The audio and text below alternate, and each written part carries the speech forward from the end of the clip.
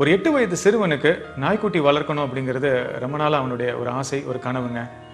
அவன் வீட்டு பக்கத்தில் இருக்கக்கூடிய ஒரு பெட் ஷாப்புக்கு போகிறான். அந்த கடைக்காரர்கிட்ட குறைந்த விலையில் இங்கே நாய்க்குட்டி கிடைக்குமா அப்படின்னு கேட்குறான். அந்த கடைக்காரர் 1000 ரூபாயிலேருந்து இங்கே நாய்க்குட்டிகள் இருக்குப்பா அப்படிங்கிறாரு.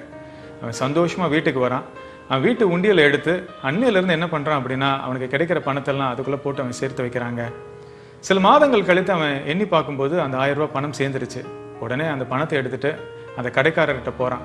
என்கிட்ட 1000 ரூபா பணம் இருக்குது, இந்த பணத்திற்கு நீங்கள் நாய்க்குட்டிகள் கொஞ்சம் எடுத்து காட்டுங்க அப்படின்றான். அந்த கடைக்காரரும் அந்த ரூபாய்க்கு என்னென்ன நாய்க்குட்டிகள் இருக்குன்னு எடுத்து காட்டுறாரு. அந்த நேரத்தில் அந்த ரூம் ஓரத்தில் ஒரு நாய்க்குட்டி மட்டும் தனிமையில் இருந்ததுங்க.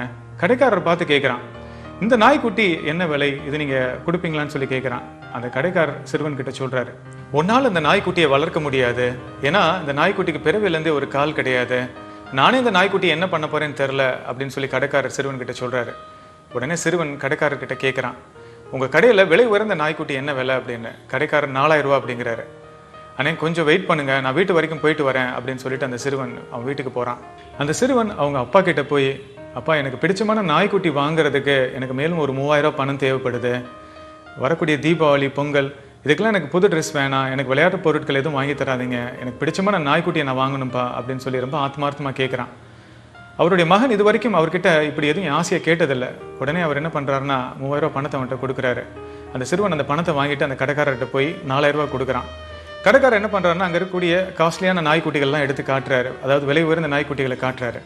அந்த சிறுவன் என்ன சொல்கிறான்னா, எனக்கு இந்த நாய்க்குட்டிகள்லாம் வேணாம், அந்த ஒரு கால் இல்லாமல் ஓரத்தில் ஒரு நாய்க்குட்டி இருக்குல்ல, அந்த நாய்க்குட்டி எனக்கு கொடுங்க, அதுதான் வேணும், அதற்கு தான் இந்த 4000 ரூபா நான் கொடுக்குறேன் அப்படிங்கிறான்.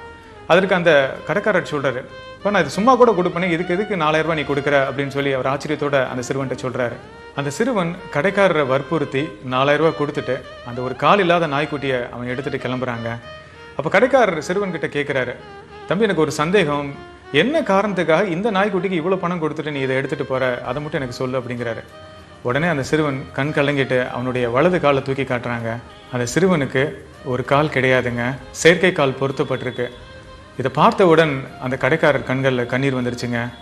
சிறுவன் கடைக்காரர்கிட்ட சொல்கிறான், என்னை விட இந்த நாய்க்குட்டியை சிறப்பாக யாருனாலையும் வளர்க்க முடியாது, ஏன்னா அந்த நாயுடைய கஷ்டத்தையும் வேதனையும் என்னால் மட்டும்தான் முழுமையாக உணர முடியும், ஏன்னா என்னுடைய வாழ்க்கையிலையும் அதே கஷ்டத்தை நான் அனுபவிச்சிருக்கேன் அப்படின்னு சொல்லியிருக்காங்க.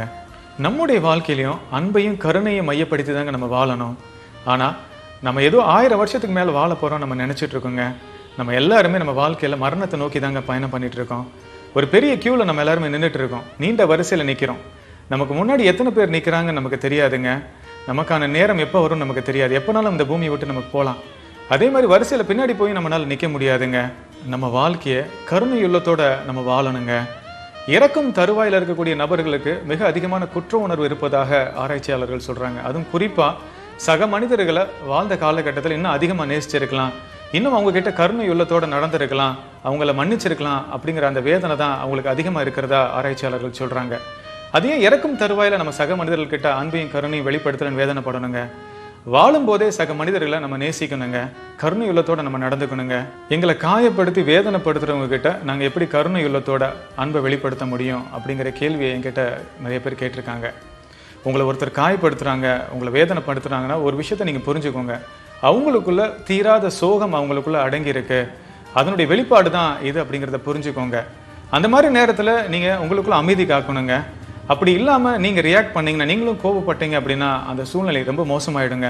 இப்போ உங்களை யாராவது காயப்படுத்துகிறாங்க அப்படின்னா அவங்கள அனுதாபத்தோட பார்க்க ஆரம்பிங்க. ஏதோ ஒரு விதமான ஒரு வலியும் வேதனையும் அவங்களுக்குள்ள இருக்குது, அதனுடைய வெளிப்பாடு தான் இது அப்படிங்கிறத புரிஞ்சுக்கிட்டு அந்த இடத்துல நீங்கள் ரியாக்ட் பண்ணாமல் அமைதி காத்து அந்த இடத்த விட்டு நீங்கள் போயிடுங்க.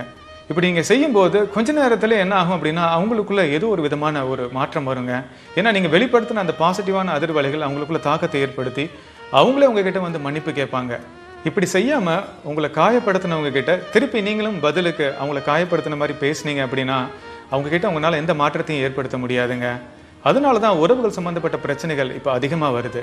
இதற்கு ஒரு உதாரணம் சொல்லணும் அப்படின்னா, ஒரு தீப்பந்தத்தை தண்ணீருக்குள்ளே விட்டிங்கன்னா என்ன ஆகும், அந்த தீப்பந்தம் அணைஞ்சிரும். அதே மாதிரி உங்கள் முன்னாடி யாராவது உங்களை காயப்படுத்த வந்தாங்கன்னா அந்த இடத்துல கருணை உள்ளத்தோட அமைதி காத்தீங்க அப்படின்னா அவங்களுக்குள்ள மாற்றம் நடக்க ஆரம்பிக்குங்க.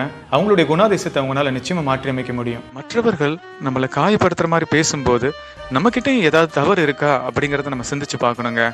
ஆனா அந்த நேரத்துல அதை நம்ம பண்றதே கிடையாதுங்க. ஆனால் யாராவது நம்மளை புகழ்ந்து பேசும்போது அதை முழுமையாக நம்ம ஏற்றுக்கொள்வோம்.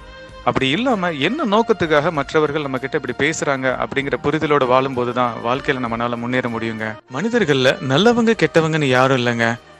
அறியாமையில் இருக்கிறவங்க மற்றும் விழிப்புணர்வோடு இருக்கிறவங்கன்னு நம்ம பிரிச்சுக்கலாங்க. நம்மளை காயப்படுத்துகிற நபர்கள் எல்லாமே அறியாமல் இருக்கிறாங்கன்றதை நம்ம தெரிஞ்சுக்கிட்டோம்னா அவங்கள நம்ம பார்க்குற கண்ணோட்டமே மாறிடுங்க.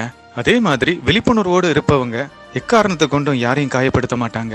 உங்கள் வாழ்க்கையில் உங்களை சுற்றி உள்ளவங்களை சந்தோஷமாக வச்சுக்கோங்க. உங்கள் வாழ்க்கையில் வரக்கூடிய சின்ன சின்ன தருணங்களையும் முழுமையாக ரசிங்க, மகிழ்ச்சியாக இருங்க. உங்கள் கண்ணுக்கு முன்னாடி யாராவது கஷ்டப்படுறாங்கன்னா உங்களால் ஆன உதவி அவங்களுக்கு பண்ணுங்க. நீங்கள் இது வரைக்கும் யார்கிட்டயாவது மன்னிப்பு கேட்கணும்னு நினச்சி மன்னிப்பு கேட்காம இருந்தீங்கன்னா மன்னிப்பு கேளுங்க. நீங்கள் யாரையாவது மன்னிக்காமல் இருந்தீங்கன்னா தயவுசெய்து மன்னிச்சிடுங்க. மன்னிப்பு கேட்பதற்கும் கொடுப்பதற்கும் தாங்க மிக அதிகமான தைரியம் வேணும். இப்படி உங்கள் வாழ்க்கையை நீங்கள் வாழும்போது உங்கள் வாழ்க்கை பரிபூர்ணமாக இருக்குங்க.